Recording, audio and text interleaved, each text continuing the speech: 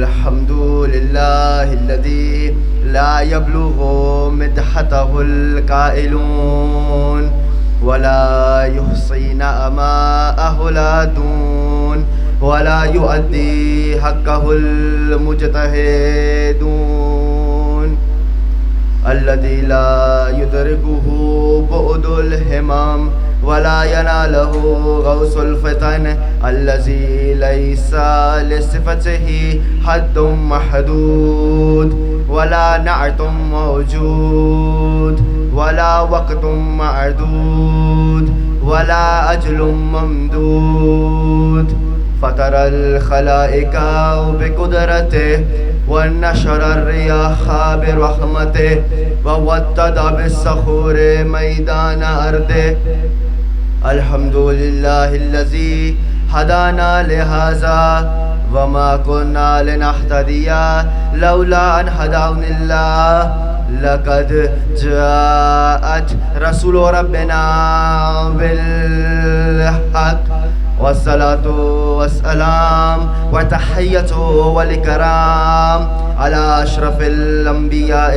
والمرسلين وخاتم النبيين حبيبنا وحبيب إله العالمين السراج المنير البشير النذير ورسول الثقلين صاحب قاب قوسين نبي المشرقين والمغربين جد الحسن والحسين المبشر المطهر المذكر المدبر العبد المؤيد ورسول المسدد المصطفى الأمجد المحمود الأحمد عني بالقاسم محمد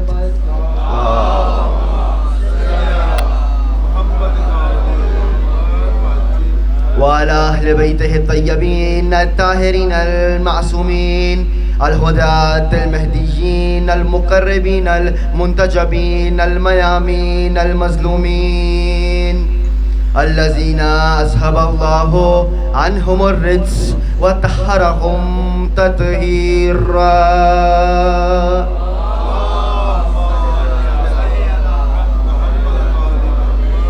واللعنة الدائمة على أعدائهم وغاصب حقوقهم أجمعين من يوم عداوتهم إلى قيام يوم الدين أما بعد فقد قال الله وتبارك وتعالى في كلامه الأعلى وكتابه المبين والمتين والحصين وهو أصدق القائلين وقوله الحق بسم الله الرحمن الرحيم يا أيها الذين آمنوا إن تنصروا الله وينصركم ويثبت أقدامكم صلوات على محمد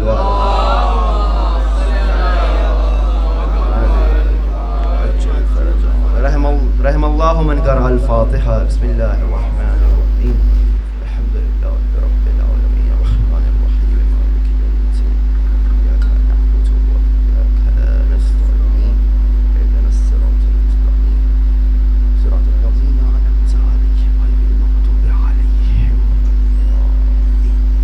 صل على محمد وآله الطيبين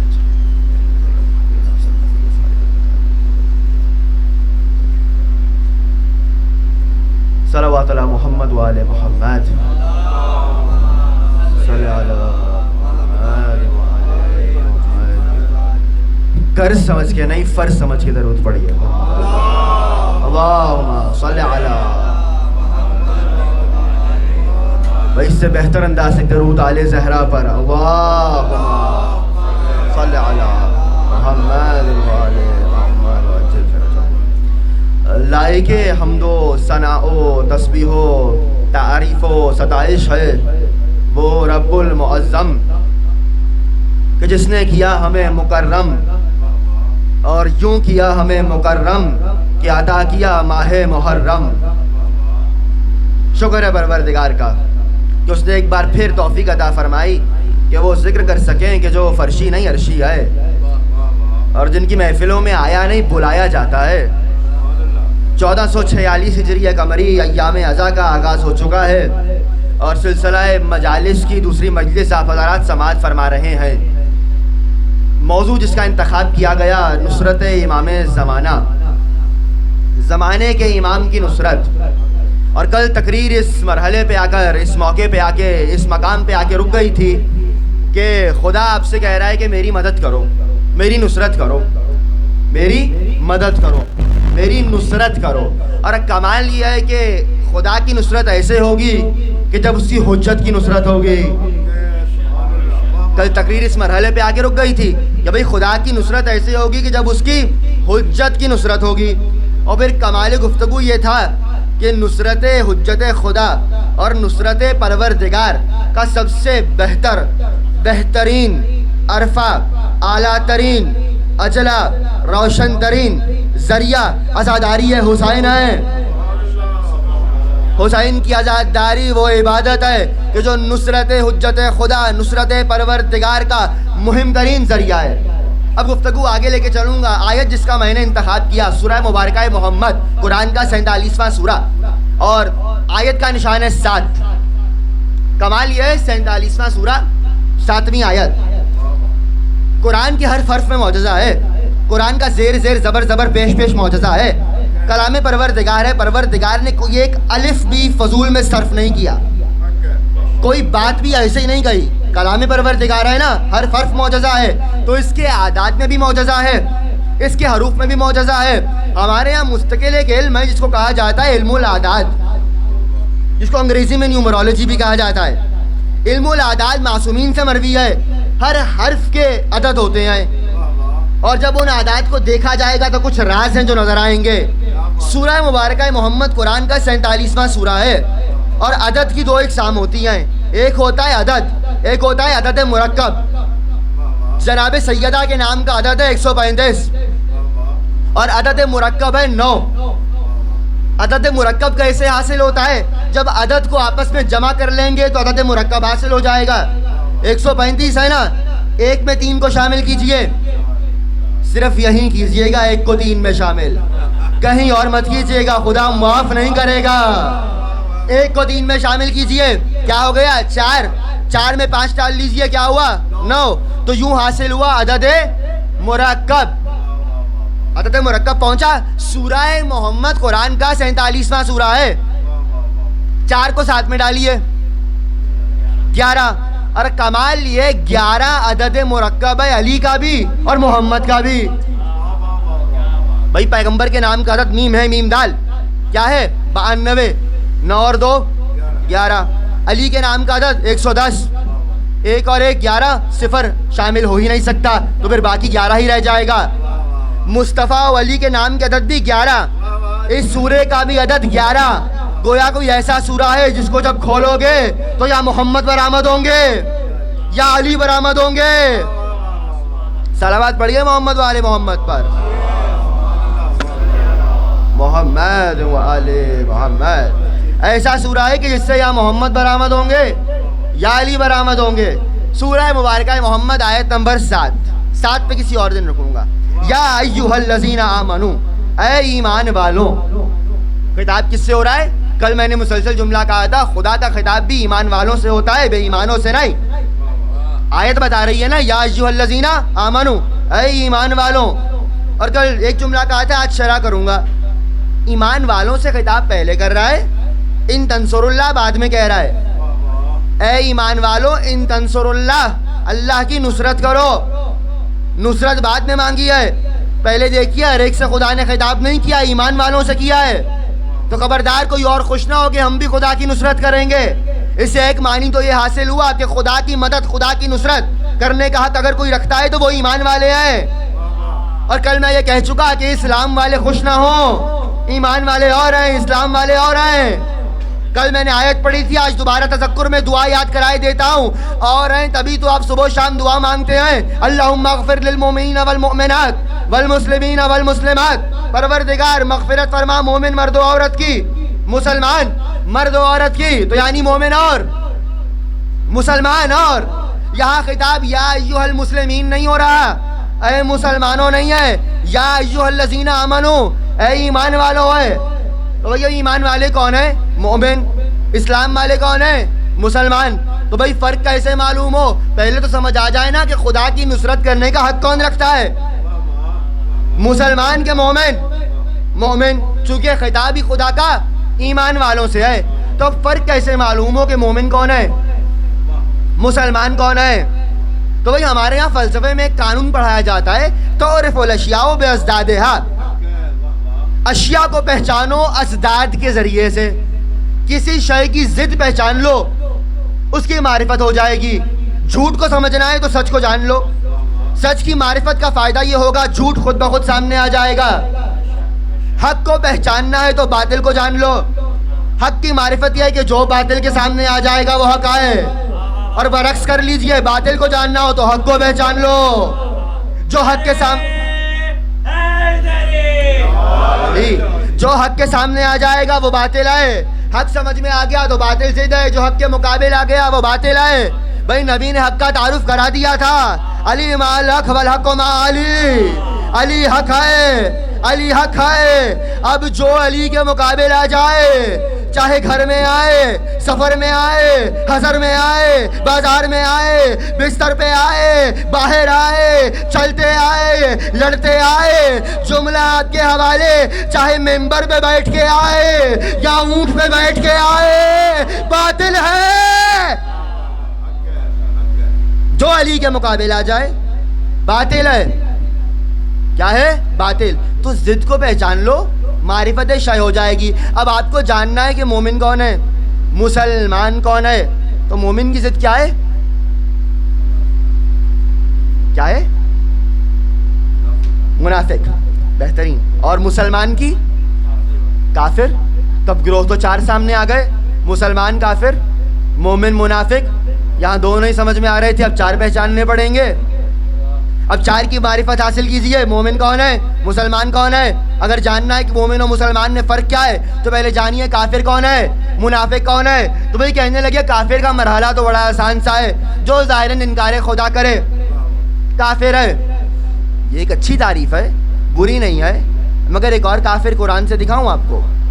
بسم اللہ الرحمن الرحیم. یا ایھا الرسول بلغ ما انزل الیک فَإِن لَمْ تَفْعَلْ فَمَا بَلَّغْتَ رِسَالَتَهُ وَاللَّهُ يَعْصِمُكَ مِنَ النَّاسِ إِنَّ اللَّهَ لَا يَهْدِي الْقَوْمَ الْكَافِرِينَ. اے رسول پہنچا دیجئے وہ جو آپ تک پہنچا دیا گیا. اگر آپ نے ایسا نہ کیا تو آپ نے کار رسالت انجام نہ دیا. وَاللَّهُ يَعْصِمُكَ مِنَ النَّاسِ، اللہ آپ کو لوگوں سے بچائے گا. یہاں تک آپ سنتے رہتے ہیں، آخری جز پہ غور کیجئے. إِنَّ اللَّهَ لَا يَهْدِي الْقَوْمَ الْكَافِرِينَ. اللہ کافروں کو ہدایت نہیں دیتا. کیا کہا؟ کافروں کو ہدایت نہیں دیتا. اب سوال کروں میں آپ سے، پیغمبر آئے کن میں تھے؟ کافروں میں آئے تھے. کافروں میں آئے تھے نا، ماشاءاللہ. جب کافروں میں آئے تو پیغمبر نے تبلیغ کی، پیغمبر نے دین پہنچایا. تو ان میں کتنے ہی ایسے ہیں جو ایمان لے آئے، جو لعنت اللہ سے بعد میں رضی اللہ ہو گئے. پریشان ہیں آپ. بھائی ہوا نا، میں نے تو کہہ دیا پہلے لعنت اللہ تھے اگر ایمان نہ لاتے، مگر پھر رضی اللہ کی منزل تک پہنچے. وہ تو اپنے اپنے ظرف کی بات ہے. کوئی لعنت اللہ سے رضی اللہ تک پہنچا، کوئی رضی اللہ کی منزل سے علیہ السلام تک پہنچا. تو بھائی پیغمبر نے ہدایت دی، ہدایت لی، قبول ہوئی، بھائی ایمان لائے نا، تو بھائی کافر تو ہدایت پا گئے. آیت کہہ رہی ہے ان اللہ لا یہدی القوم الکافرین، اللہ کافروں کو ہدایت نہیں دیتا. اور مشاہدہ کہہ رہے ہیں کہ کافروں کو ہدایت ہوئی. تو اب کاہے کو جھٹلائیں؟ مشاہدہ کیوں کہ آیت کو؟ یا مشاہدہ جھٹلایا جائے یا آیت جھٹلائی جائے. آیت کہہ رہی ہے کافر ہدایت نہیں پاتا، مشاہدہ کہہ رہا ہے کافر تو رضی اللہ ہو کے بیٹھ گئے. تو بھیا کیا کیا جائے؟ کیا غور کرو، آیت کا پچھلا بیان دیکھو. اللہ ایک اعلان کر کے کہہ رہا ہے میں کافروں کو ہدایت نہیں دیتا، یعنی وہ کوئی ایسا اعلان ہے کہ جو نہیں مانے گا نگاہ پروردگار میں کافر ہے. کون سا اعلان؟ یا ایھا الرسول. میرے مسلک کا حوالہ نہیں، عالم اسلام کے مفسر، سب سے بڑے مفسر علامہ جلال الدین سیوطی صاحب تفسیر در منصور کہنے لگے جب ایک مرتبہ سورہ مبارکہ مائدہ میں یہ آیت آئی، آیا بلغ، تو پیغمبر نے مقام غدیر پہ علی کی ولایت کا اعلان کیا. تو تو اللہ نے کہا علی کی ولایت کو مان لو، اللہ کافروں کو ہدایت نہیں دیتا۔ تو مانا کیا نکلے گا؟ جو علی کی ولایت کو نہ مانے نگاہ خدا میں کافر آئے۔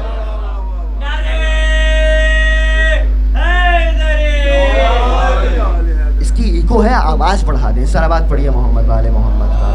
اللہم صلی علی محمد وآل محمد وعجل فرجہم۔ ایک اور صلوات پڑھ لیجئے محمد والے محمد کا۔ صلی علی محمد وآل محمد۔ اللہ کافروں کو ہدایت نہیں دیتا، نگاہ پروردگار میں علی کی ولایت کا منکر کافر آئے۔ اچھا کافر چلے مان لیجئے، ظاہراً انکار کرنے والا کافر، تو مسلمان کون ہے پھر؟ آپ نے کہا جس نے کلمہ پڑھ لیا، حکم پیغمبر بھی یہ ہے جو کلمہ پڑھ لے اس کی جان مال عزت و آبرو کی حفاظت کرنا تم پر واجب ہے، مسلمان ہو گیا ہے، منزل تسلیم پر ہے۔ اچھا مسلمان و کافر تو پہنچ گئے، اب مرحلہ ہے مومن و منافق کا۔ منافق کو کیسے پہچانے، مومن کو کیسے جانے؟ تقریر تو یا ایھا الذین آمنوا سے شروع ہوئی ہے، اے ایمان والوں، اور کمال یہ ہوا منافق کو پہچانا کیسے جائے؟ مسجدوں میں آپ کے ساتھ آ گیا۔ بہتر ہے تھوڑی سی آواز بڑھا دیں، صلوات پڑھیے محمد والے محمد، محمد وآل محمد وعجل فرجہم، اللہم صلی علی محمد وآل محمد۔ صلوات پڑھیے محمد والے محمد پر، اللہم محمد وآل محمد وعجل۔ میں بہت معذرت خواہ ہوں، میں 5 اشرے خطاب کر رہا ہوں، تو اگر میں اس کا خیال نہیں کروں گا تو بعد کے مومنین کے لیے زحمت ہو جائے گی۔ ایک صلوات پڑھیے محمد والے محمد پر، اللہم صلی علی محمد وآل محمد۔ تو کیا ہوا؟ مسلمان و کافر تو واضح ہو گیا، اب مومن و منافق کو کیسے پہچانا جائے؟ تو بھائی منافق تو اتنا شاطر نکلا، پیغمبر کی بارگاہ میں آ کے بیٹھ گیا، پہچانا نہ گیا، مسجد نبوی میں آ گیا، پہچانا نہ گیا، پیغمبر کی نمازوں میں پیغمبر کے ساتھ ساتھ آ گیا، پہچانا نہ گیا۔ یعنی اس سے ثابت ہوا اللہ نے منافقوں کو نبی کے اتنے پاس رکھ کے بتا دیا کہ نبی کی قربت دیکھ کے یہ مت سمجھنا کہ سامنے والا مومن ہے، ممکن ہے نبی کے بہت پاس ہو مگر ہو منافق۔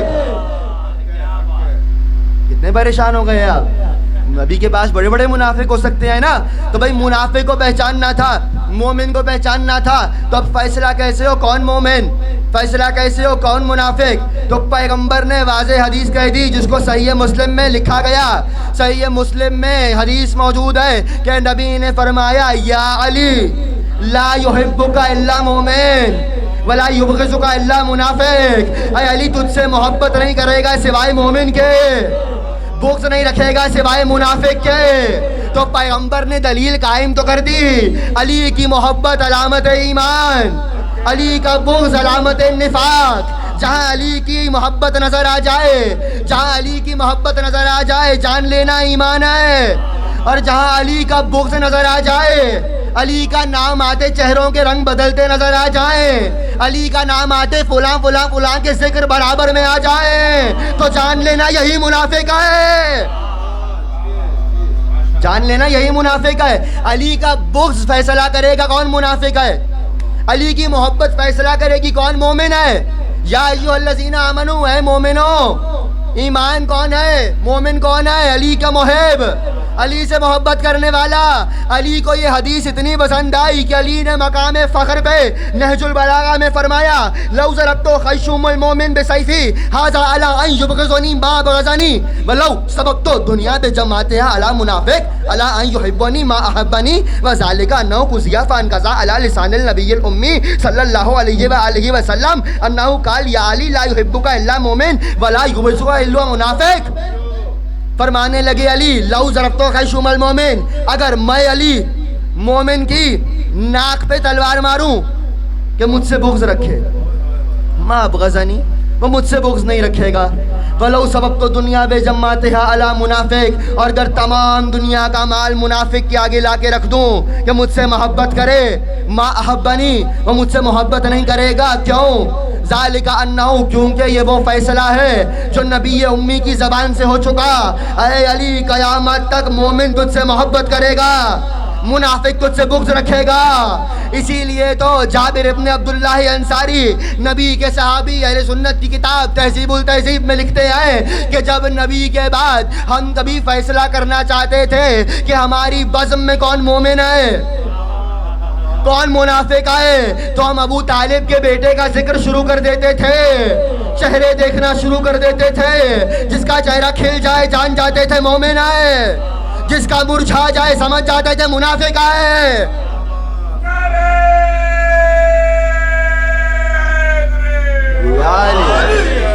رکیے نا اس مرحلے پہ, علی کو اپنے محب پہ اعتماد کتنا ہے. اگر میں تلوار بھی ناک پہ مار دوں کہ مجھ سے بغض رکھے, بغض نہیں رکھے گا. جانتے ہیں علی کوفے میں تھے اور میرے مولا کا ایک چاہنے والا حبشی مسجد میں آیا. توجہات میرے ساتھ ہیں. جیسے ہی آیا ایک مرتبہ تو کہنے لگا یا علی میں نے چوری کی ہے. تو علی نے دیکھا اور چہرے کو پھیرا لیا. وہ دوسری جانب سے آیا, یا علی میں نے چوری کیا ہے. علی نے دوسری مرتبہ دیکھا پھر چہرے کو پھرایا. اس نے تیسری مرتبہ کہا یا علی میں نے چوری کیا ہے. جیسے علی نے تیسری مرتبہ سنا کہا چونکہ تو گواہ نہیں لایا تھا تو میں چاہتا تھا 3 بار تو خود اقرار کر لے. عادل امام ہے علی کا لا حد جاری کروں, لا حد جاری کروں, چاہنے والا ہے. اس نے ہاتھ کو بڑھایا, علی نے حد شرعی کے مطابق ہاتھ کاٹ دیا. اس منظر کو کچھ دیکھ رہے تھے لوگ, وہاں بھی 3 تھے. اب میں کیا کروں, تھے تو تھے. ان میں ایک کا نام بھی ہے تاریخ میں سناؤں, ابن القوا. میں کہتا ہوں کوے کا بیٹا, بہت کائیں کرتا تھا. تو وہی کہنے لگا بیٹھا تھا. وہ کہتے ہیں نا آج کے دور میں بھی بھائی ان کی پارٹی کا ان کے خلاف بولے گا تو بات بنے گی. کہ علی کا چاہنے والا ہے, علی نے ہاتھ کاٹ دیا ہے. ایک مرتبہ اس چاہنے والے نے فوراً سے دوسرے ہاتھ سے اپنا کٹا ہوا ہاتھ اٹھایا اور مسجد سے باہر چلا. یہ بہت چالاک تھا, یہ جلدی جلدی سے اس راستے میں جا کے بیٹھ گیا جہاں سے اس کو آنا تھا. جیسے ایک مرتبہ اس نے آتے دیکھا, کہنے لگا ارے تمہارا ہاتھ کس نے کاٹا, تمہارا ہاتھ کس نے کاٹا.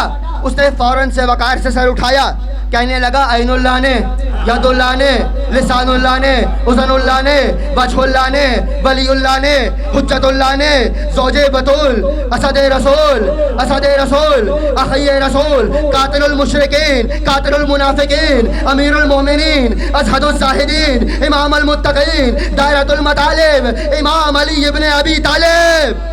کہ جیسے ہی اس نے یہ سنا کہ ایک لمحے میں اس چاہنے والے نے بازار کوفہ کو فضائل علی کا ممبر بنا دیا, فوراً خبر مسجد میں پہنچی, اے علی آپ نے اس حبشی کا ہاتھ کاٹا. وہ بازار میں کھڑے ہو کے آپ کے فضائل پڑھ رہا ہے. تو ایک مرتبہ علی نے کہا حسن مجتبیٰ جاؤ اپنے چچا کو لے کے آؤ. علی نے کہا جاؤ اپنے اس چچا کو لے کے آؤ. مسجد میں لایا گیا. علی نے ایک مرتبہ کٹا ہوا ہاتھ بازو کے ساتھ متصل کیا, اپنی ابا کو اوپر ڈالا, زیر لب کچھ کہا, اب جو ہٹایا بازو جڑ گیا, ہاتھ جڑ گیا. کہنے والوں نے کہا یا علی اگر جوڑنا ہی تھا تو کاٹا کیوں, جوڑنا ہی تھا تو کاٹا کیوں. علی کا تاریخی جملہ, کہنے لگے وہ عدل الہی کا جلوہ تھا, یہ کرم الہی کا جلوہ ہے.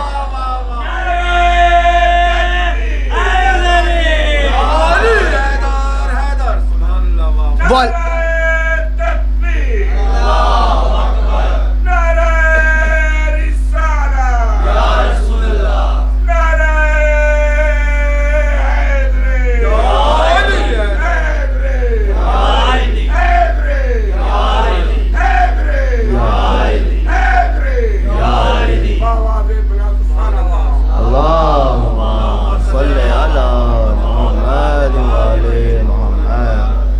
وہ اللہ کا عدل تھا, یہ اللہ کا کرم ہے. جملہ آپ کے حوالے کروں, چاہے عدل اللہ کا ہو چاہے کرم اللہ کا ہو, مگر ظاہر علی کے ہاتھوں سے ہوا ہے. اسی کو تو حجت خدا کہتے ہیں. کہ اگر میں اپنے چاہنے والے کی ناک پہ تلوار مار دوں بغض نہیں رکھے گا مجھ سے. کیوں؟ چونکہ نبی نے مومن کی علامت حب علی کو قرار دیا. اسی لیے ایسی حدیث مسند احمد میں بھی موجود ہے کہ نبی نے بارہا فرمایا یا علی حبو کا ایمان و بغض کا کفر و نفاق. اے علی تیری محبت ایمان ہے, آپ کا بغض کفر و نفاق ہے. تو معیار کس کو قرار دیا؟ علی کی محبت کو. یا ایھا الذین آمنو, اے ایمان والوں, اسی لیے عالم اسلام میں وہ شخصیت جس کو حبر الامہ کہا گیا، امت کی روشنائی. ایک تصحیح کر دوں آپ کی، سیاہی کوئی لفظ نہیں ہوتا، امت کی سیاہی جس کو انگریزی میں آپ انک کہتے ہیں نا، اس کو اردو میں روشنائی کہتے ہیں. اردو کا جنازہ ہے، ذرا دھوم سے نکلے، خدا کا واسطہ ہے بھائی. روشنائی لفظ ہے، سیاہی کوئی لفظ نہیں ہے. حبر الامہ، امت کی روشنائی. کون؟ نبی کے چچا کا بیٹا ابن عباس. اسی لیے کہنے لگے ما من آیت فی القرآن فی ہے یا ایھا الذین آمنوا فالمراد بہا علی و شیعتہ. کہنے لگے قرآن کے اندر کوئی آیت ایسی نہیں کہ جہاں یا ایھا الذین آمنوا آیا ہو اور اس سے مراد علی اور اس کے شیعہ نہ ہو. بھئی بہت سطح پہ آ کے سمجھا رہا ہوں، یا ایھا الذین آمنوا، اے ایمان والوں. یاد ہے علی ایک جنگ میں چلے تھے تو پیغمبر نے ایک جملہ کہا تھا، برز الایمان کلو الی کفر کلہ. کل کا کل ایمان ہے جو کل کفر کے مقابل جا رہا ہے. کل کا کل ایمان یعنی کیا؟ علی ایمان والے نہیں، عین ایمان ہے. علی مجسم ایمان ہے، علی جسم ایمان ہے. علی کو پیغمبر نے ایمان کل کہا ہے. تو اب میں آپ سے سوال کروں، میرا ہی ایک نام ہے آمان، میرا ہی ایک نام ہے حیدر. اب کہیں آمان لکھا ہو آپ اس کو مٹائیے، حیدر لکھ دیجئے. کہیں حیدر لکھا ہو آپ اس کو مٹائیے، آمان لکھ دیجئے. تو کیا فرق پڑے گا؟ کیا دیکھنے میں مختلف ہے، بات ایک ہی ہے، ایک ہی شخصیت کا نام ہے. اب جب قرآن پڑھیں گے مجھے دعا ضرور دیجئے گا، یا ایھا الذین آمنوا ترجمہ کیا ہے؟ اے ایمان والوں.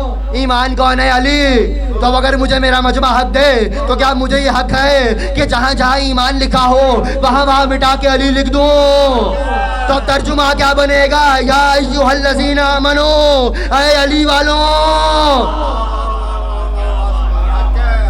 تب جب قرآن پڑھیے گا دعا میں یاد رکھیے گا، یا ایھا الذین آمنوا، اے علی والوں، اے علی والوں. ان تنصر اللہ، اللہ کی نصرت کرو.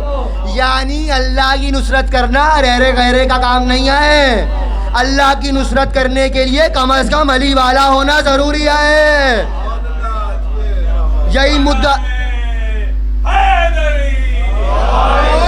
یہی مدعا تو روشن کرنا چاہ رہا تھا. اللہ کی یہ قرآن میں نہج بلاغ و فصاحت ہے، یہ فصاحت کی نہج ہوئی ہے، بلاغت کی نہج ہوئی ہے. چونکہ خدا جانتا تھا کہ مسلمانوں کو تو ایسے نصیب ہی نہیں ہوں گے کہ جن کی نصرت اللہ کی نصرت کہلائی جا سکے. فقط ہوں گے ہی علی والے جن کو ایک نہیں کم از کم 14 تو ایسے ملے. اسی لیے اللہ نے بات ایمان والوں سے کیا ہے. اور اس مرحلے پہ ایک جملہ اور یاد رکھیے گا، بہت لطیف ہے. ایمان پہنچائے، کمال یہ اللہ نے ہر عمل کے میدان میں بھی بات ایمان والوں ہی سے کیا ہے. کر کے وہ بیچارے باولے مسلمان باولے ہو گئے. آیت پڑھوں؟ چلیں میں آیت پڑھ دیتا ہوں بھائی، آپ تو پریشان ہو جاتے ہیں. بسم اللہ الرحمن الرحیم. کم از کم میں نے ابھی حدیث پڑھی ہے کہ علی کے چاہنے والوں کا چہرہ کھلا کھلا رہتا ہے. تو آپ شیعہ چہرہ بنا کے تو بیٹھا کیجئے، باقی میرا کام ہے. صلوات پڑھیے محمد والے محمد.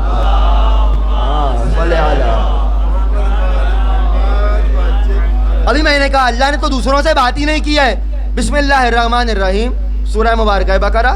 یا ایھا الذین آمنوا کتب علیکم الصیام کما کتب علی الذین من قبلکم لعلکم تتقون. اے ایمان والوں، کتب علیکم الصیام، ہم نے تم پر روزے واجب کر دیے. ایک اور آیت پڑھوں، ان الصلاۃ علی المؤمنین، ان الصلاۃ کانت علی المؤمنین، ان الصلاۃ کانت علی المؤمنین. یقیناً نماز ہے مومنوں کے لیے، للمسلمین نہیں کہا. روزے کی بات آئی یا ایھا المسلمین نہیں کہا. نماز کی بات آئی تو مومنوں سے خطاب، روزے کی بات آئی تو مومنوں سے خطاب. نماز کی بات آئی تو ایمان والے، روزے کی بات آئی تو ایمان والے. بھائی پڑھتے سب رہیں، اللہ کو غرض نہیں ہے، قبول ایمان والوں کی ہے. اور کمال یہ ہے کہ جن سے اللہ نے نہیں مانگی وہ پڑھ پڑھ کے باولے ہو گئے، اور ماشاءاللہ جن سے مانگی ہے ان کا پڑھنے کا بڑا ارادہ کم ہے. میں اکثر کہا کرتا ہوں نا، جن کی قبول ہوگی ان کا ماشاءاللہ ارادہ ہی نہیں ہو رہا پڑھنے کا، اور جن کی نہیں ہوگی وہ ماشاءاللہ پڑھ پڑھ کے آگے جا رہے ہیں. بے فکر رہیے، ان کا پڑھنا بھی آپ کے ہی کام آئے گا. یبدل الحسنات فی السیئات. یا علی کو اور اچھا نعرہ سنا دیجئے بھائی. بھائی ان کا پڑھنا بھی آپ کے ہی کام آئے گا. میں نہیں کہہ رہا, قرآن کی بہت سی آیتیں ہیں یبدل الحسنات فی السیئات, کہیں کہا یبدل السیئات فی الحسنات. بہت سے ایسے ہوں گے جن کی نیکیاں گناہوں میں بدل جائیں گی, گناہ نیکیوں میں بدل جائیں گے. مولا سے پوچھا گیا, مولا یہ کون لوگ ہیں کہ جن کی نیکیاں گناہ بن جائیں گی, گناہ نیکیاں بن جائیں گی؟ کہ جیسے ہی میدان محشر میں ہمارے دادا علی کے دشمن پہنچیں گے, بہت سی نیکیاں تو کر کے آئیں گے, اور جیسے ہی میدان محشر میں میرے دادا کے چاہنے والے پہنچیں گے, ان کے دامن میں گناہ بہت ہوں گے. نیکیوں سے علی کے دشمنوں کو فائدہ نہیں ہوگا, گناہوں سے علی کے چاہنے والوں کو فائدہ نہیں ہوگا, چونکہ علی کے دشمنوں کو جانا ہی جہنم میں ہے, اور علی کے ماننے والوں کو چاہے حساب و کتاب کے بعد جانا جنتی میں آئے.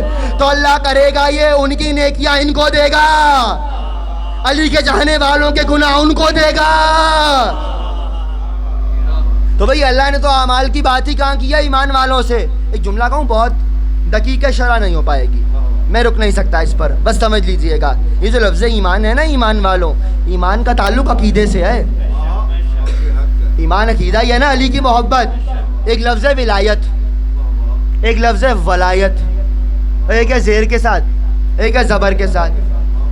ولایت کہتے ہیں حکومت کو, حاکمیت کو, اختیار کل کو, اور زبر کے ساتھ وہ ولایت, اسے کہتے ہیں محبت کو. یہ ہے محبت. کمال یہ ہے اللہ نے ولایت بھی علی کی مانگی, ولایت بھی علی کی مانگی. اللہ نے ولایت بھی علی کی مانگی, ولایت بھی علی کی مانگی. تو ایمان کیا ہے؟ علی کی محبت, یعنی ولایت علی. تو بھئی ولایت کا تعلق عقیدے سے ہے. اللہ نے کہا اگر چاہتے ہو اعمال قبول ہوں تو پہلے عقیدہ سالم کر لینا. یہ بہت بڑا پیغام ہے. عقیدہ سالم نہیں ہوگا تو اعمال قبول نہیں ہوں گے. تبھی تو اہل سنت کے بہت بڑے عالم علامہ خوارزمی اپنی مناقب پہ حدیث لکھنے لگے کہ نبی نے فرمایا, اے علی اگر کوئی نوح جتنی عمر پائے, 1000 حج کرے, 1000 عمرے کرے, کوہ صفا و مروہ کے درمیان صحیح کرتا کرتا حالت مظلومیت میں مر جائے, اور کوہ احد جتنا سونا اللہ کی راہ میں دے. سونا دینا عمل ہے, عمرہ کرنا عمل ہے, حج کرنا عمل ہے, صحیح کرنا عمل ہے. اے علی اگر یہ سارے اعمال بھی کرے, اگر آپ کی ولایت نہیں رکھتا تو جنت تو کیا بوئے جنت نہیں پائے گا. اس سے ثابت کیا ہوا؟ عقیدہ سالم ہوگا تو عمل قبول ہوگا. یا ایھا الذین آمنو, اے علی والوں, ان تنصر اللہ, اللہ کی نصرت کرو. کون کر سکتے ہیں؟ علی والوں کو ہی حق ہے کہ اللہ کی نصرت کریں. اچھا بدلے میں کیا ہوگا؟ ینصرکم, تم اللہ کی نصرت کرو گے, اللہ تمہاری نصرت کرے گا. ویثبت اقدامکم, اور دلیل کیا ہوگی جس کی اللہ مدد کرے گا نا؟ یثبت اقدامکم, اس کے قدم کبھی نہیں لرزیں گے, کبھی نہیں اکھڑیں گے, ثبات قدم اس کے شامل حال ہو جائے گا. اس پہ کبھی اور کل یا برسوں کی تقریر میں بات کروں گا کہ ثبات قدم کیا ہے, مگر یہاں تو رکیے. میں نے کل تقریر یہاں روک دی تھی کہ حجت خدا کی مدد, نصرت اللہ کی نصرت ہے. ایسا ہی ہے, اور آج میں نے کہہ دیا خود, یہ یا ایھا الذین آمنو کہنا بتا رہا ہے کہ انہی کو حق ہے اللہ کی نصرت کرنے کا جن کے پاس حجت خدا ہو. اللہ نے دوسروں سے بات ہی نہیں کی. اب ایک مرحلہ اور ہے, غور کیجئے گا, ذمہ داری سے کہہ رہا ہوں. اللہ نے ان تنصر اللہ, نصرت کہا ہے, مدد نہیں کہا. پریشان ہو گیا باپ, میں تو ایک دن سے ہی ترجمہ کر رہا تھا, مدد مدد مدد. نصرت اور ہے, مدد اور ہے. مدد کے لیے عربی کے اندر لفظ موجود ہے مساعدہ, مساعد, یساعد, یہ تمام ایک گھر کے لفظ ہیں. اللہ نے یہ تو نہیں کہا یا ایھا الذین آمنو ان مساعدۃ اللہ, اگر تم نے اللہ کی مدد کی, جی نہیں. ان تنصر اللہ, اللہ کی نصرت کی, اللہ کی نصرت کی. نصرت اور ہے, مدد اور ہے. یاد رکھیے گا, اللہ نے مدد نہیں مانگی, اللہ نے نصرت مانگی ہے. نصرت اور ہے, مدد اور ہے. ابھی فرق واضح کیے دیتا ہوں. مدد کا معنی یہ ہوتا ہے کہ سامنے والا آپ کا محتاج ہے, جس کی مدد کی جا رہی ہے وہ آپ کا محتاج ہے. آپ نے میری مدد کی, میں آپ کا محتاج. لفظ مدد دلالت کرتا ہے احتیاج پر. سامنے والا محتاج ہے. دلیل کیا ہے؟ لفظ مدد. مگر لفظ نصرت کی دلیل یہ ہے کہ لفظ نصرت کا معنی یہ ہے سامنے والا محتاج نہیں، کرنے والا محتاج ہے. معنی کیا ہے؟ فائدہ سامنے والے کو نہیں ہوگا، فائدہ کرنے والے کو ہوگا. مدد میں جس کی مدد کی جائے فائدہ اس کا ہے، نصرت میں جو مدد کرے فائدہ اس کا ہے. بھائی دلیل کیا ہے؟ حسین نے کہا تھا حل من ناصر ینصرنا، کون ہے جو میری نصرت کرے؟ فائدہ حسین کو نہیں ہوا مگر حر سے حر علیہ السلام ہو گیا.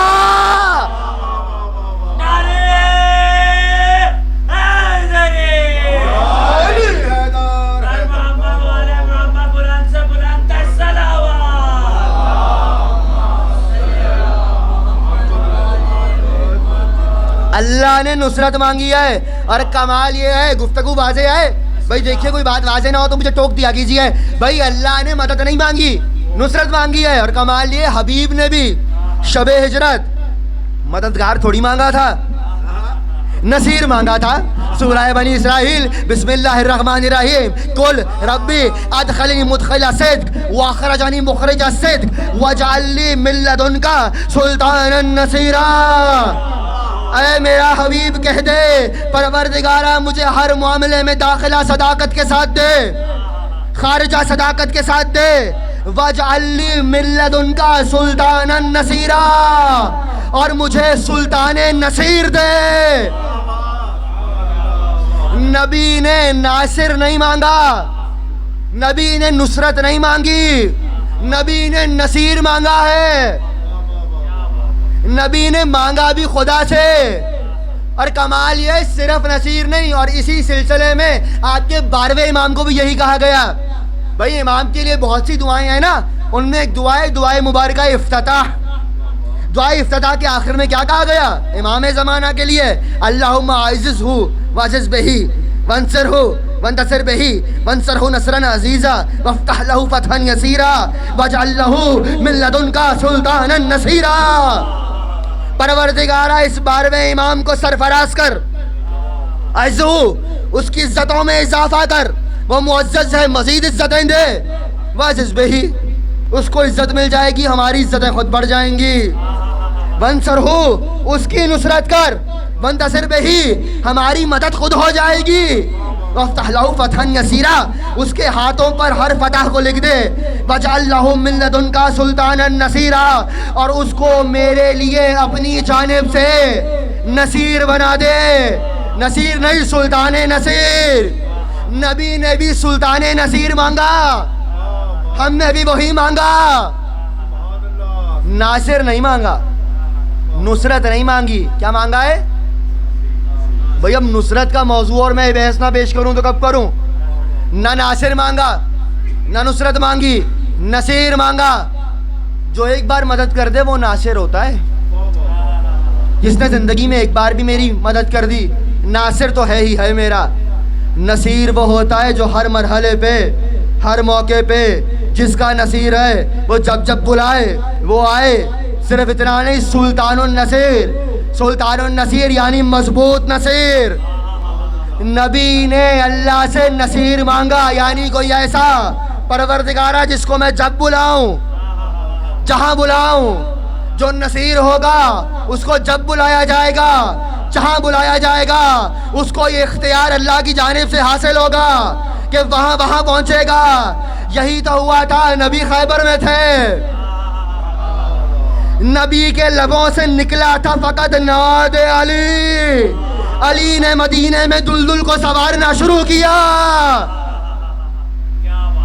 بھائی نصیر وہ ہوگا جو ہمیشہ ایک موقع بھی نصرت کا نہ چھوڑے. اچھا میں آسان کروں، آپ کیا سمجھتے ہیں مولا نہیں آئیں گے آپ کے لیے؟ میں دلیل دیتا ہوں. ابھی میں نے پیش کیا برز الایمان کلو الی کفر کلہ. یہ کون سی جنگ کی حدیث ہے؟ جنگ خندق. جب علی عامر بن عبد ود کے مقابل چلے، روایت کا جملہ ہے جب علی پہنچے اس سورما کے سامنے تو اس کے ہاتھ میں بڑا قیمتی نیزہ تھا، ہیروں سے جڑا ہوا تھا، موتیوں سے جڑا ہوا تھا، یاقوت جڑے ہوئے تھے، زمرد لگے ہوئے تھے، سونے چاندی کا بنا تھا. علی نے ایک مرتبہ لڑتے لڑتے اس کے ہاتھ سے وہ نیزہ کھینچا. جیسے ہی کھینچا آسمان کی جانب پھینکا. صحابہ کہتے ہیں ہم نے دیکھا نیزہ جاتا رہا, نیزہ جاتا رہا, نیزہ جاتا رہا اور نیزہ غائب ہو گیا. بعد میں لوگوں نے سوال کیا, یا علی اتنا قیمتی نیزہ تھا, ہیرے لگے ہوئے تھے, یاقوت جڑے ہوئے تھے, زمرد لگے ہوئے تھے, موتی لگے ہوئے تھے, سونے چاندی کا نیزہ تھا, عرب کے سب سے بڑے سورما کا نیزہ تھا, آپ نے پھینک دیا. رکھ لیتے, قیامت تک کے لیے ہم فخر کرتے کہ ہمارے بہادر کے پاس اتنا قیمتی نیزہ ہے. تو علی مسکرائے اور کہنے لگے اس کی ضرورت کہیں اور تھی, اس کی ضرورت کہیں اور تھی. کہا یا علی کہاں تھی؟ کہا میری 2 انگلیوں کے درمیان دیکھو. اب جو دیکھنے والوں نے دیکھا تو کیا دیکھا؟ دجلہ دریا ہے, دجلہ کے اندر ایک مچھلی چلی, مچھلی کے پیچھے پیچھے مگرمچھ چلا. ایک مرتبہ مچھلی نے اپنے چہرے کو بلند کیا اور کہنا شروع کیا, یا قاہر العدوے یا والی الولی یا مظہر العجائب یا مرتضی علی, یا قاہر العدوے یا والی الولی یا مظہر العجائب یا مرتضی علی. جیسے ہی مچھلی نے یہ کہا نیزہ آیا, مگرمچھ کو لگا, وہ مر گیا, مچھلی نکل گئی. جو علی خندق سے مچھلی کی مدد کرنے دجلہ جا سکتا ہے وہ ہمارے بلانے پہ نجف سے آ سکتا ہے.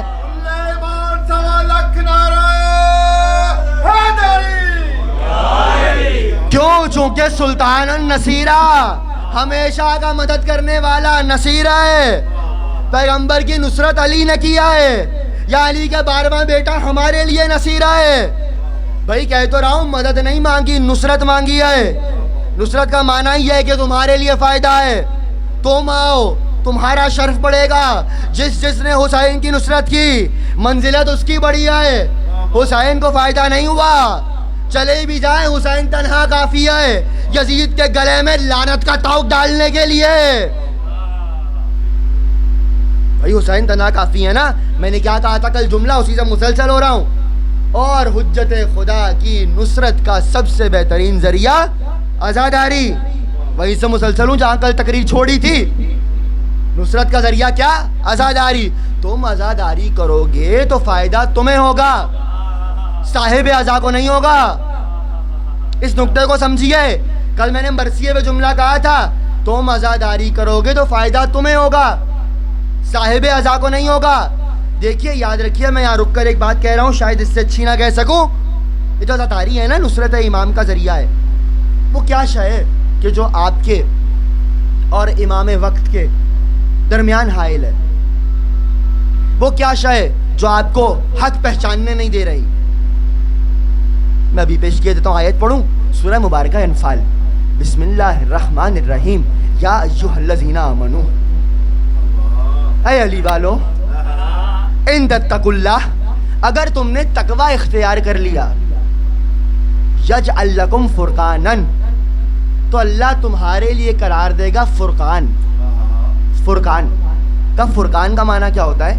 کا فرقان اسے کہا جاتا ہے جس کے سامنے حق و باطل واضح ہو جائے, وہ فرقان ہوتا ہے. اور جو حق و باطل میں تمیز کرے, یہیں سے نکلا ہے فاروق. اسی لیے تو علی فرماتے ہیں انا فاروق الاعظم, میں ہی فاروق اعظم ہوں. انا صدیق الاکبر, میں ہی صدیق اکبر ہوں. جو خاموش ہیں انہوں نے اس لقب کی چوری سنی ہے. یہ علی کا جملہ ہے بھائی. کنز الاموال میں حدیث موجود ہے اہل سنت کے یہاں. علی کہتے تھے انا صدیق الاکبر وانا الفاروق الاعظم, میں فاروق اعظم, میں صدیق اکبر. اللہ نے کہا تم تقوی اختیار کرو, ہوگا کیا؟ تمہیں حق نظر آنے لگے گا. اگر چاہتے ہو تمہیں حق نظر آئے تو تمہیں تقوی چاہیے. اور یاد رکھیے گا جو 12واں امام بھی آ رہا ہے یہ عین حق ہے. بھائی حدیثیں بھری ہوئی اہل سنت کی کتابوں میں. کرنا کیا ہے مولا کو؟ یملی الارض قسطا وعدلا کما ملئت ظلم و جورا, عدالت کو قائم کرنا ہے ایسے جیسے ظلم و جور سے بھر گئی ہوگی زمین. تو بھائی امام عین حق ہے, حق تک پہنچنے کے لیے تقوی ضروری ہے. اب تقوی کیسے ملے گا؟ بسم اللہ الرحمن الرحیم, سورہ مبارکہ حج. میں عزاداری پہ ہوں. وَمَن يُعَظِّمُ شَعَائِرَ اللَّهِ فَإِنَّهَا مِن تَقْوَى الْقُلُوبِ, جو اللہ کی نشانیوں کا احترام کرے یہ اس کے تقوی قلبی کی علامت ہے. اگر تم چاہتے ہو کہ تمہیں تقویٰ مل جائے، کیوں تقویٰ ملے گا؟ تو امام زمانہ تک پہنچو گے۔ تقویٰ ملے گا اللہ کی نشانیوں کے احترام سے، شاعر اللہ کی تعظیم سے۔ اور کمال یہ شاعر اللہ کی بات بھی بہت عجیب ہے۔ اب میں اگر یہاں جھٹ سے کہہ دوں کہ عزاداری اللہ کی نشانی ہے، یہ علم تازیہ تابوت ذوالجنا علم تازیہ داری، یہ عزا خانوں کا سجنا، یہ اللہ کے شاعر ہیں، تو آپ کہیں گے جناب یہ آپ نے بات کیا کر دی؟ تو میں قرآن سے ایک شاعر اللہ سناؤں؟ کل بھی آیت پڑھی تھی، آج بھی پڑھتا ہوں، کل ایک آیت پڑھی تھی، آج دو پڑھتا ہوں۔ بسم اللہ الرحمن الرحیم، ان الصفا والمروہ من شعائر اللہ۔ صفا و مروہ اللہ کے شاعر ہیں، اللہ کی نشانیاں ہیں۔ وہی پہاڑ ہیں پتھر کے، بے جان نباتات، مگر اللہ کہہ رہا ہے میری نشانیاں۔ وہی ایسا کیا ہے ان پہاڑوں میں، ان پتھروں میں کہ اللہ کی نشانیاں بن گئے؟ ایک کنیز خدا، نہ محبت خدا میں، نہ حکم خدا سے، بلکہ بیٹے کی محبت میں صفا و مروہ کے درمیان چند قدم چلی۔ اللہ کو اس کا چلنا اتنا پسند آ گیا کہ وہ پہاڑیاں اللہ کی نشانی بن گئی۔ پہاڑ کسی حجت خدا کی ماں سے منسوب ہو جائے تو وہ اللہ کی نشانی ہے۔ سمجھ میں نہیں آیا سورہ حج بسم اللہ الرحمن الرحیم کل بھی آیت پڑھی تھی، وَالْبُدْنَا جَعَلْنَاهَا لَكُم مِّن شَعَائِرِ اللَّهِ، قربانی کا جانور اللہ کی نشانی ہے۔ تم نے خریدا اپنے بازار سے مگر بن گیا اللہ کی نشانی۔ وہ جانور بھی حجت خدا سے منسوب ہو تو اللہ کی نشانی ہوتا ہے۔ تو یعنی قرآن نے اصول دے دیا کہ چاہے بے جان چاہے جاندار اگر منسوب حجت خدا سے ہو تو وہ اللہ کی نشانی ہوتی ہے۔ اب اگر وہ علم و تابوت ہو یا ذوالجنا ہو، منسوب حجت خدا سے ہو تو اللہ کی نشانی۔ اور جو اللہ کی نشانی کی تعظیم کرے گا فَإِنَّهَا مِن تَقْوَى الْقُلُوبِ، یہ اس کے تقوی قلبی کی علامت ہے۔ عزاداری کا ایک فیض کہ آپ کو تقوی ملے گا، جو عزاداری نہیں کرتے ان کو لقوہ ہی ملتا ہے جناب۔ تو بھائی تقوی ملے گا، تقوی ملے گا تو امام زمانہ ملے گا۔ تو میں نے ابھی دلیل قائم کی کہ امام مہدی تک آنے کے لیے ضروری ہے کہ تمہارے پاس تقوی ہو، اور تقوی بصدقہ عزاداری ملے گا۔ کل ایک اور مرحلے کو عبور کروں گا امام سے متعلق، مگر اس مرحلے تک تو آ گئے آپ کہ عزا کا ایک ایک جز۔ میں نے کل یہ مسلسل یہاں نہیں کہا، آج میرا جی کر رہا ہے میں کہہ دوں۔ رات میں ایک مجلس میں کہا تھا، ایک جملہ عقیدے کے عنوان سے دہرا رہا ہوں اپنی تقریر سے مستعار، ہر وہ شے کہ جو آپ کو حسین ابن علی کی یاد دلائے وہ عزاداری ہے۔ توہین معصوم نہ ہو بس۔ اور یہ جو آج کل ہے تہذیب عزا کے خلاف ہوئے میں لوگ بہت، آج کل نئے نئے کام آ گئے، ایسے کر لیجئے ایسے مت کیجئے، ایسے کر لیجئے ایسے مت کیجئے۔ خبردار خبردار خبردار، پہلی محرم کو مسلسل ہر جگہ کا ہے، یہاں موقع نہیں ملا، آپ کے لیے عشرے کا تبرک ہے میری طرف سے، یہ بات اپنے پلو سے باندھ لیجئے گا۔ عزاداری کے باب میں آپ کو حق نہیں ہے کہ کوئی مجھ جیسا بھی بیٹھ کے آپ کو سمجھائے۔ بھائی معصوم نے کب کہا تھا کہ بھائی جب تمہیں ہماری محبت میں کچھ کرنا ہو تو مولوی کو دعا دینا، ماں کو دعا دینا، ماں کو، یعنی جو عقیدے ماؤں نے دے دیے ان پہ قائم رہنا۔ مجھے سمجھ میں نہیں آتا، آج دو باتوں میں بحث کر رہا ہوں، ایک بحث کل ایک مقام پہ پیش کی تھی، آج یہاں اس سے بڑھ کے بات کر رہا ہوں۔ بھائی دیکھیے ہمارے یہاں ایک بحث چل پڑی، جو جز یہ مقولہ یاد رکھیے گا، زندگی میں کام آئے گا آپ کے، امام صادق کا دیا ہوا ہے، امام کے نام پہ صلوات پڑھ لیجئے، صلی علی محمد وآل محمد وجل فرجہم۔ امام کا دیا ہوا مقولہ ہے، فرمانے لگے، اور ہمارے یہاں پورا فقہ اس ایک مقولے پہ قائم ہے۔ امام نے فرمایا ہے کل شیء حلال حتی تعلموا انہ حرام، ہر وہ شے حلال ہے جس کے لیے حکم معصوم نہ ہو کہ وہ حرام ہے۔ ممکن ہے بعض اشیاء معصومین نے نہ کی ہوں، چاہیے تاریخیں پڑھیے آپ کو نظر آئے گا معصومین انڈا نہیں کھاتے تھے، لیکن آپ کے لیے حرام نہیں کیا۔ آپ کے لیے تخم مرغ حرام نہیں کر دیا، اگر کہتے تھے حرام تو وہ حرام تھا، لیکن نہ کرنا اس بات کی خود دلیل ہے کہ حلال ہے۔ یہ قانون ہے کہ کوئی شے حرام تب ہوگی جب حکم معصوم ہوگا، علمی زبان میں کہتے ہیں نس سے معصوم ہوگی. میں مثال دے رہا ہوں, محسوس مت کیجئے گا. آج کل ہمارے یہاں کڑے پہ بڑی بحثیں ہو رہی ہیں.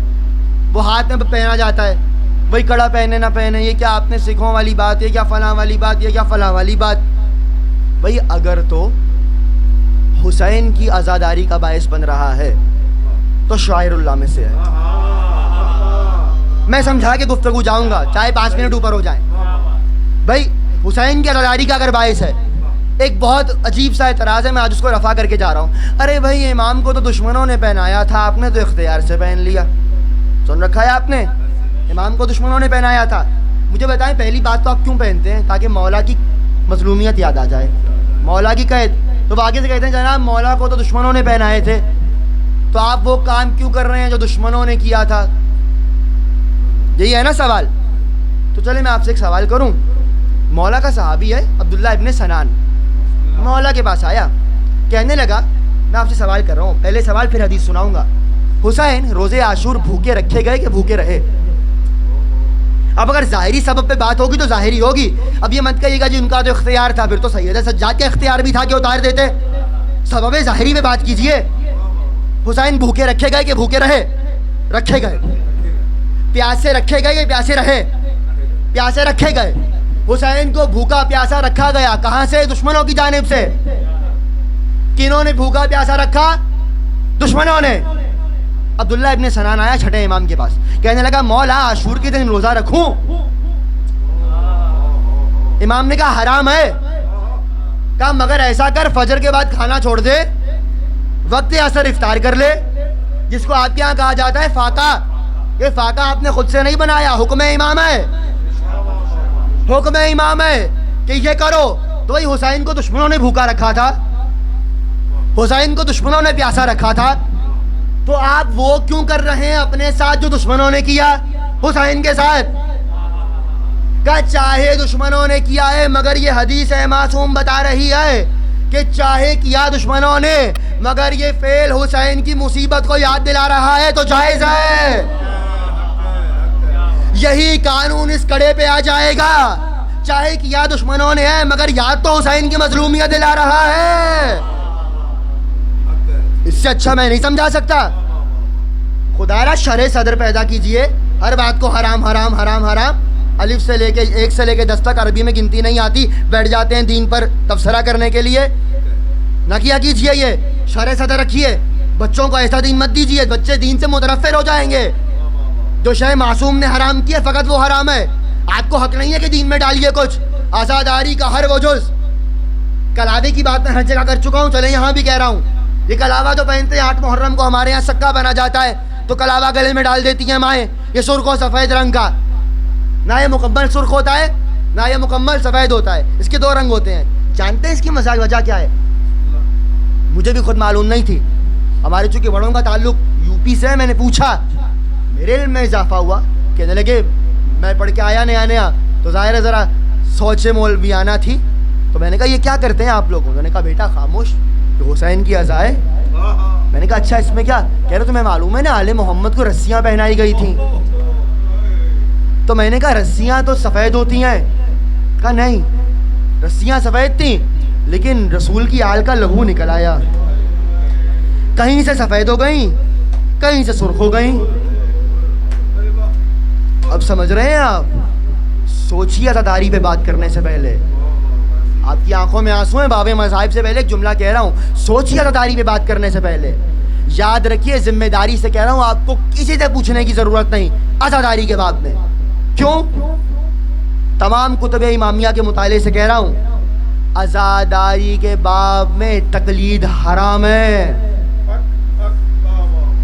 پہلا جملہ یہ ہے ہر توضیح المسائل کا کہ اصول دین کے لیے نہیں ہے, اعمال کے لیے ہے, فروع دین کے لیے ہے. اصول دین کے لیے نہیں ہے, اعمال کے لیے ہے, عقیدے کے لیے نہیں ہے. عزاداری عقیدے کا جز ہے, عزاداری امامت کے ذیل میں ہے. تو خبردار زبان درازی مت کیجیے گا عزاداری سے متعلق. یہ ذریعہ بن رہی ہے امام زمانہ سے قریب کرنے کے لیے. آپ کو کیا معلوم امام کتنا مسکراتے ہوں گے کہ ہماری محبت میں اس نے ہاتھوں میں بیڑیاں ڈال لی. ہماری محبت میں فاقے سے رہ رہا ہے، بھوکا رہ رہا ہے. یہ سینے پہ ہاتھ مارتے ہیں نا، امام زمانہ کو یہ ہاتھ پسند ہے. تبھی تو میں ہمیشہ کہتا ہوں جب یہ محرم کا چاند نظر آ جاتا ہے نا تو کسی کو پرسہ دیں نہ دیں، 2 ہستیوں کو پرسہ ضرور دیا کیجیے. کون؟ ایک وارث پرسہ امام زمانہ، اور دوسرا کون؟ حسین کی دکھیاری ماں.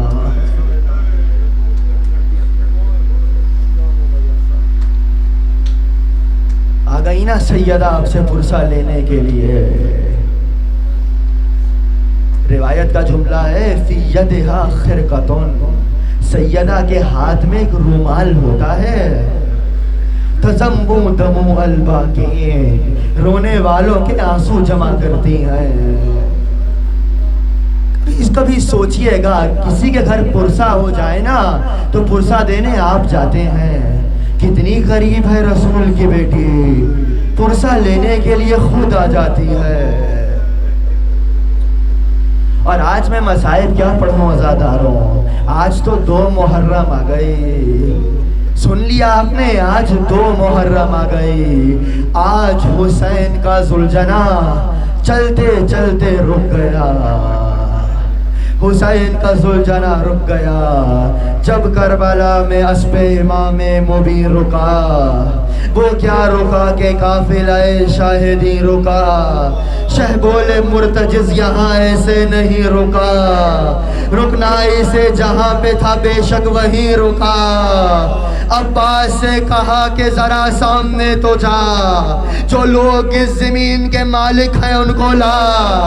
آئے بنی اسد تو کہا شہنے آوا، کچھ حال اس زمین کا شبیر کو بتا. سب بولے متفق کے دہائی رسول کی، کیوں آ گئی نظر میں یہ ابن بطول کی. اجرکم اللہ. آج حسین کا رہوار زمین کربلا پہ رک گیا.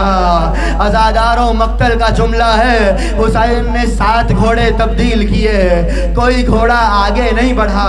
حسین نے فوراً سے پاس کی وادی میں رہنے والے بنی اسد کے قبیلے کو بلا لیا. سوال کیا اے بنی اسد کیا نام ہے اس زمین کا؟ تو وہ فوراً سے کہنے لگے فرزند رسول جو بھی نام ہو ہماری گزارش ہے اس زمین کو چھوڑ دیجئے، یہاں سے جلدی کوچ کیجئے. اس زمین پہ کسی نبی کو چین نہیں ملا، کسی نبی زادے کو سکون نہیں ملا. اس زمین نے ہر ایک کو تکلیف دی ہے. کہا مجھے نام بتاؤ کیا ہے؟ کہا یہ ماریا ہے. کہا کوئی اور نام؟ کہا یہ شط الفرات ہے. کہا کوئی اور نام؟ کہا یہ غازریہ ہے. کہا کوئی اور نام؟ کہا یہ نینوا ہے. کہا کوئی اور نام؟ ایک بوڑھے نے کمر کو سیدھا کیا، کہا زہرا کے بیٹے یہ کرب و بلا ہے. بس یہ سننا تھا. امام نے کہنا شروع کیا عباس خیموں کو لگا دو، میری کربلا آ گئی. اجرکم اللہ. عزاداروں میں ہمیشہ کہتا ہوں یہ گریے کے دن ہے، ماتم کے دن ہے. پرسہ دیجئے حسین کربلا آ گئے. عزاداروں حسین کے خیمے لگنے لگے. حسین زمین کربلا پہ اترے. جیسے ہی حسین خیمے لگا رہے تھے یہاں زمین پہ قدم حسین نے رکھا، وہاں علی کی بیٹیوں نے بھی کربلا کی زمین پہ قدم رکھا. جیسے ہی قدم رکھا جلدی سے ماں کو بلا لیا، بھیا حسین ذرا جلدی خیمے میں آؤ. کہا بہن کیا ہوا؟ کہا بھیا اس زمین سے جلدی کوچ کرو، ارے اس کی مٹی سے آپ کے لہو کی بو آ رہی ہے. اجرکم اللہ. امام کی آنکھوں میں آنسو آ گئے. کہے میری بہن ہاں ہونا مصفق و دمائنا، یہ وہی زمین ہے جہاں میرا لہو بہایا جائے گا. ہاں ہونا مہتو رہا لینا، یہ وہی زمین ہے جہاں میرا خیمہ لگے گا.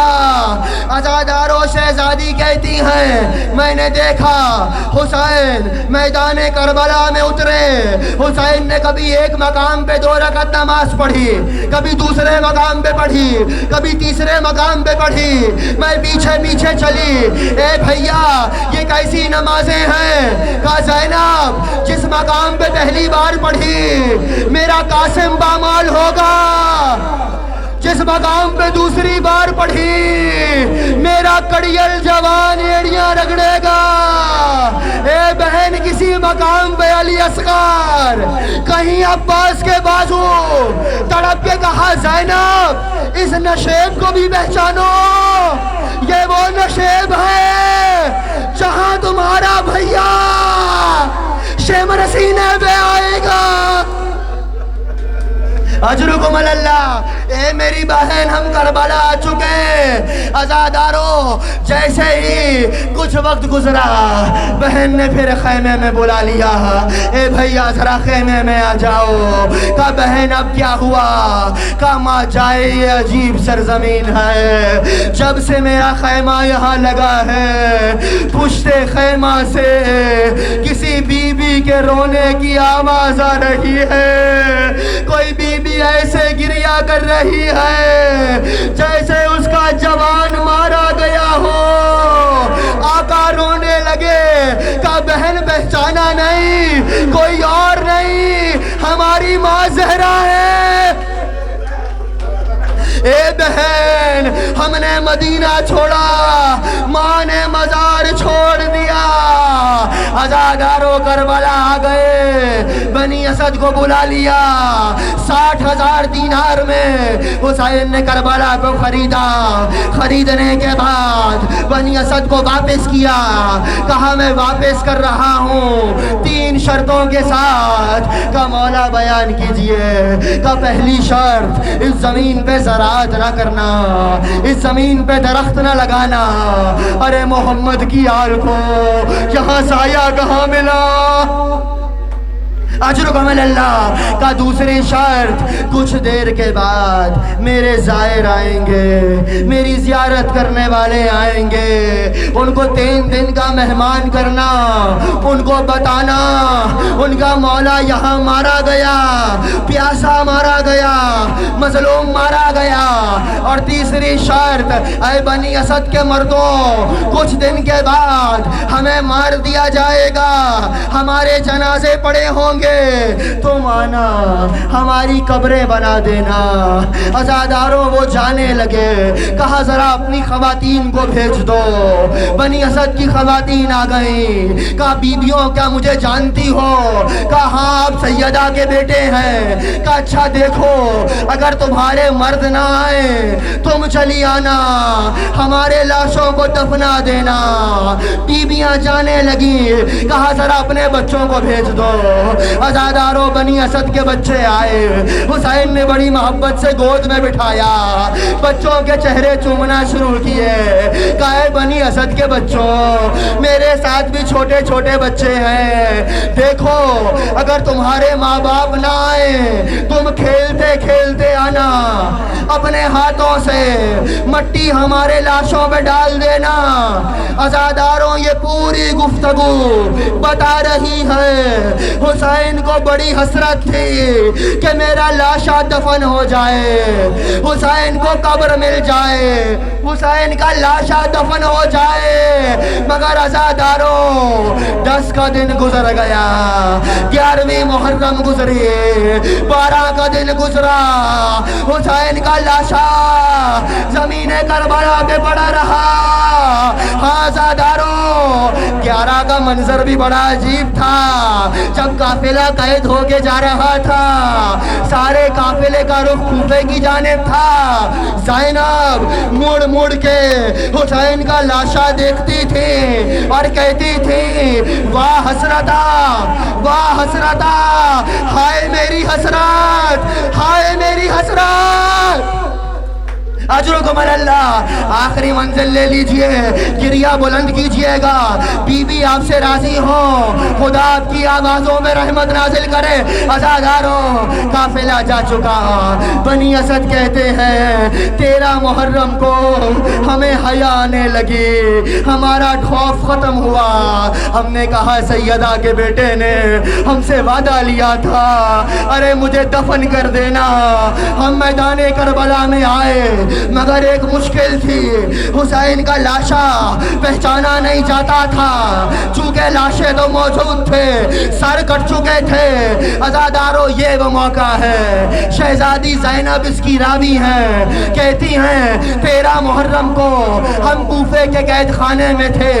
سید سجاد نے بیڑیوں کو اٹھایا, ہتھکڑیوں کو اٹھایا, ایک مرتبہ ہتھکڑی کی جانب دیکھا, ہتھکڑی زمین پہ گر گئی. کہا سید سجاد کیا ارادہ ہے؟ کہا پھوپھی اماں, بنی اسد میدان کربلا میں آ چکے, مجھے بابا کو دفن کرنا ہے. بنی اسد کہتے ہیں ہم میدان میں کھڑے تھے, راہ کوفہ سے ایک قیدی کو آتے دیکھا, اس نے کہا ہٹ جاؤ, میں بتاتا ہوں حسین کا لاشا کون سا ہے. کہا اس نے اپنے کاندھے سے ابا کو اتارا, ابا کو زمین کربلا پہ بچھایا, ایک مرتبہ زمین کربلا کا جائزہ لیا, گوشت کے ٹکڑے اٹھانا شروع کیے.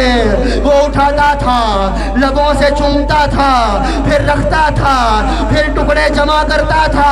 ہم نے دیکھا ٹکڑے جڑتے گئے, لاشا مرتب پاتا رہا.